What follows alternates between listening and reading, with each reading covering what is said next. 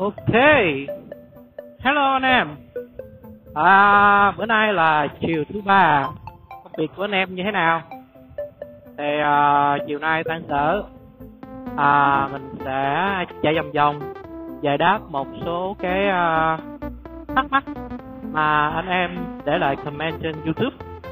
Đồng thời sẵn là mình review trực tiếp về cái tai nghe headphone. Thì như lần trước mình đã có làm một cái video đập hộp cái em tai nghe Bluetooth có mã là iRide R2. Thì anh em có thể là xem lại cái phần đó trong hộp có những gì ha. Còn video này là chủ yếu là test cái âm thanh trực tiếp thôi. Thì mình cũng chia sẻ thêm về cái tai nghe Bluetooth này. Thì cái tai nghe Bluetooth này giá nó cũng bèo nhèo lắm, tầm khoảng 1,9 triệu. Giá này nó cũng tương đương với lại cái Vimoto. Thì thấy anh em xài cái Vimoto nhiều, nhưng mà mình coi trên YouTube những cái bài review âm thanh thực tế thì cũng không có nhiều, nên cũng không biết chất lượng sao. Thì mua thì mình mua thử cái hãng này khác để xài thử xem sao. Rồi nếu tốt á, thì mình sẽ mua thêm một cái nữa để đàm thoại hai người. Còn nếu không được thì mình sẽ quyết định bỏ tiền mua luôn hàng của Sina xài cho nó ngon lành. Rồi mình sử dụng cái tai nghe này cũng được vài hôm rồi. Thì nó có chức năng là kết nối những cái bộ phận Bluetooth khác, cái bộ phận intercom khác để liên lạc. Nhưng mà mình có một cái nên mình chưa có thử cái tính năng đàm thoại đó được. Rồi ngoài ra nó có tính năng là kết nối với smartphone. Thì có thể là dùng để nghe nhạc, hoặc là để dẫn đường của Google đó. Hoặc là anh em có thể là điều khiển cái điện thoại bằng giọng nói thông qua cái tai nghe Bluetooth này. Nếu mà anh em sử dụng cái hệ điều hành của Apple iOS á, thì điều khiển bằng Siri. Ok Rồi ngoài cái tính năng nghe nhạc, em nó còn có tính năng nghe đài FM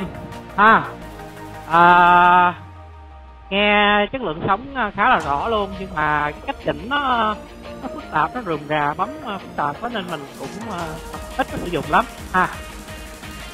Còn về cái chất lượng của cái tai nghe như thế nào thì về cái độ lớn đi. Khi mình chạy trên đường vận tốc khoảng tầm mình đã thử tầm 70-80 km, mình vặn max volume thì âm thanh nó nghe rõ rõ, nhưng mà nó bị bể, âm thanh nó bị bể. Do đó là để không bị bể thì anh em phải hạ âm thanh xuống một xíu. Thì mình không biết là những cái dòng khác cái chất lượng âm thanh nó như thế nào. Nếu anh em nào đã sử dụng Sina hoặc là cái Vimoto thì anh em chia sẻ cảm nhận cho mình biết nữa nha.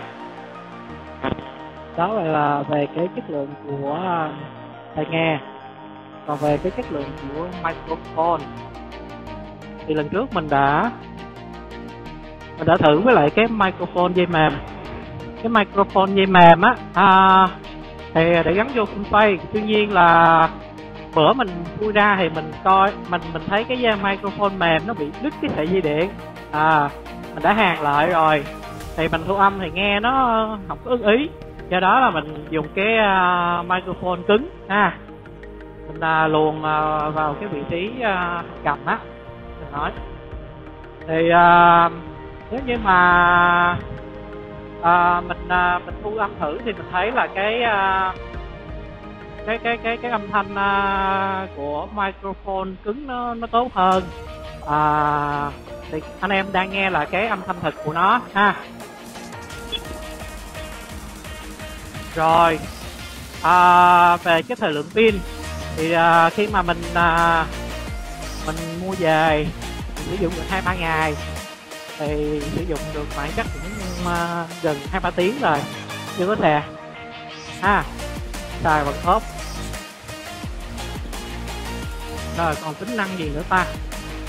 Tính năng chống bụi chống nước thì mình đã đi mưa rồi, chống bụi chống nước ha, xài tốt đó. Chỉ tiếc là đúng rồi, còn cái tính năng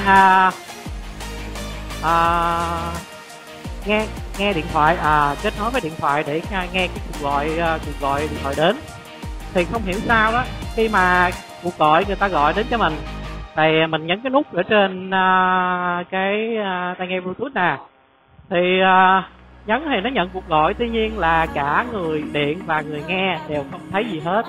Chỉ nghe khi mà anh em mở cái điện thoại lên và chỉnh bấm qua cái hình tai nghe Bluetooth á, thì hai bên mới nhận được đó là khi người khác gọi đến cho mình.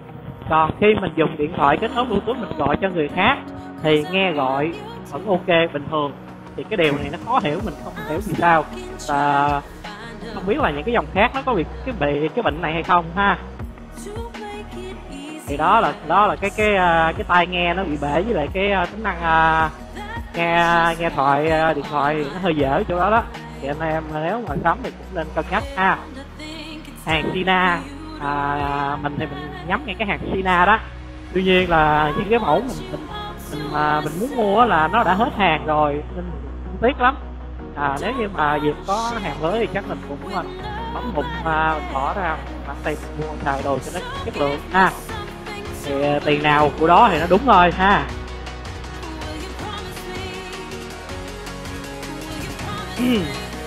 Rồi, đó là về cái chia sẻ cảm nhận của mình về cái tai nghe Bluetooth.